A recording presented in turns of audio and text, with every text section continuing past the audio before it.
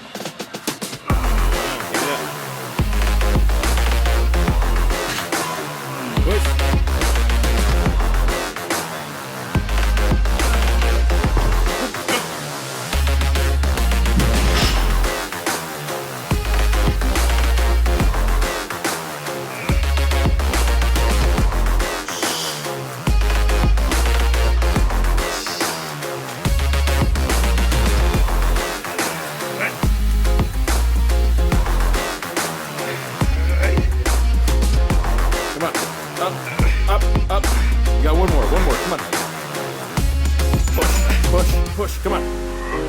Up, slow back down, slow back down.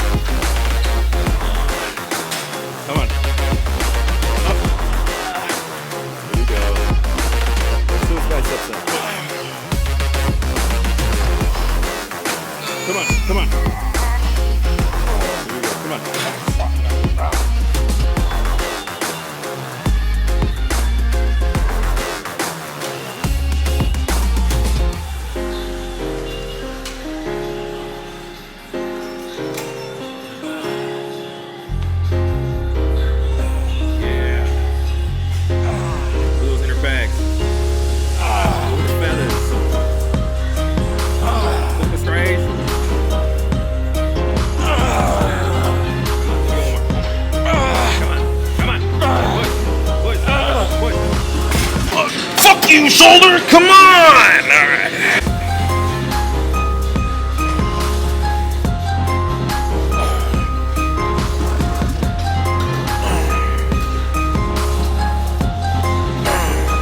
Hodge twins on right now. Come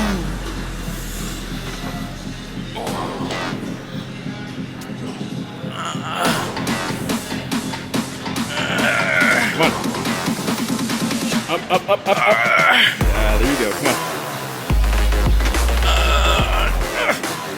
Oh, shit.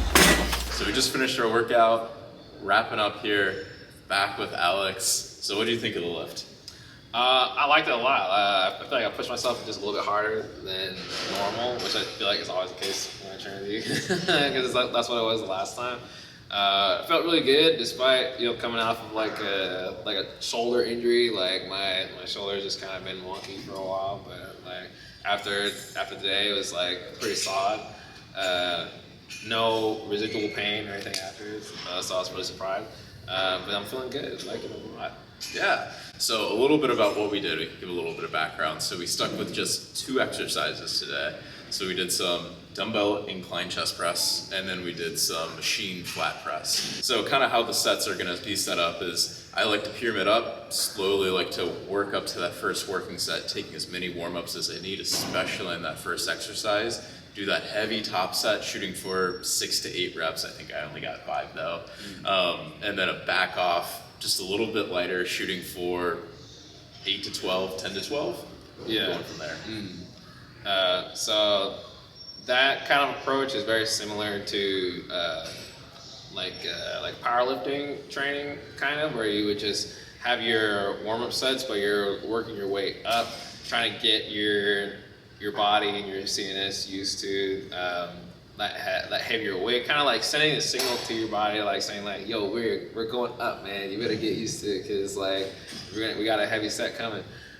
So that aspect I like, because like I am doing kind of like a power building thing, so that's something I'm like very accustomed to. Not so much for like an accessory movement, but I think that's like the main takeaway for me, was that I was having that approach with an accessory movement. So that was something that was new for me, but I really enjoyed it, because my chest was like Yeah. sick pump. I had a sick Oh, pump yeah. after Oh, that. Like, it was nuts. So Yeah, and as you can see, all those sets that we were taking we just had, 2 working sets for each exercise, but we were taking it all the way to failure. But yeah, there was nothing left in the tank. So after that was true failure, you guys. Like, you'll probably hear that term all the time, like, just go to failure. It doesn't mean just go until you, like, start feeling uncomfortable. It means, like, you're pushing all the way till you have no juice. Like, you're like, that last rep is like life and death. Yeah. It's like, you know? So going off of that then, we're taking everything to failure. That's what really allows us to be really efficient with our time, efficient with the amount of working sets that we're doing, and the amount of exercises that we're doing. We didn't really feel the need to jump around and do 2-3 other movements simply because we were taking all those things right to failure. Yeah. So after that second exercise, I had felt like I usually do when I do like 3 or 4 exercises, like on my own, just doing high volume. Simply because of that statement. Like, we were just like balls to the wall, like on every set. We're pushing ourselves, like increasing the weight to like something like maybe a little higher than what we might have done previously, and just always striving to I wouldn't say we were really shooting for like any specific rep range.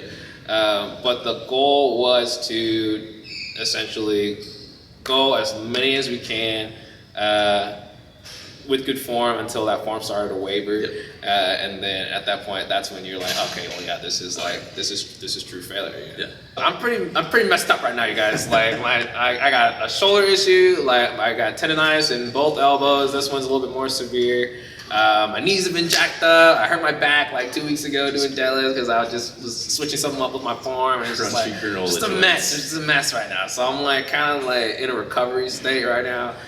So before today, I was really just kind of just going lightweight, trying to like make sure I didn't inflame my joints any more than they already were, and just try to like optimize recovery. And then like today, it actually felt good enough for me to do the kind of work that we did, and I was confident in it, and my shoulder felt good the whole time. So the main takeaway from that is to make sure that you are recovered enough to do a heavier workout if you have like shoulder injuries or like you have like inflammation issues in your joints. You want to make sure that you rest accordingly before trying to attempt a workout like this, because you might end up doing more harm than good if you don't. So, you know. Mind that stimulus to fatigue. So the last point that I want to make is the importance of a training partner. Usually I'm training by myself, Alex usually trains by himself, but when we get together, it's just that intensity just gets taken up a level, because, you know, we're here to kind of battle it out with each other, also with ourselves. You know, we want to make sure that we're pushing each other to new heights. I'm sure that you could see that on the flat machine press over there. Those last couple reps, Alex was just willing me to get those last couple reps. And mentally up here, I was thinking, oh man, I don't know if I have them. But having that person there with you can really just help force those reps, not only verbally, but if they can be there to kind of help that weight up, give you that extra couple pounds that you just need to overcome that resistance, that can be huge, especially if you're already recovered and you're really looking to make some gains. Like having that mentality of like when somebody's there, like I gotta do a little bit better than this guy, or like I think I can squeeze out one more, like just because he's here. And it's like I don't want him to show me up. Like, you know, these are all factors that go into like you know, getting the most out of your training. You know, so I'm all for the lone wolf thing myself. Because like I'm more of like a zeroed in, like put the blinders on kind of guy and just go knock it out. But it serves and has its purpose, like being with somebody. Yeah, absolutely. So if you feel like you're struggling in the gym, find that friend, let them know, hey, I need that extra little push. They're gonna give it to you. Hopefully you start to see a little bit more progress as a result of that. So bring a friend to the gym, encourage each other, push each other, compete with each other. I think that's about it. So take these tips, apply them to yourself, and we'll see you next time.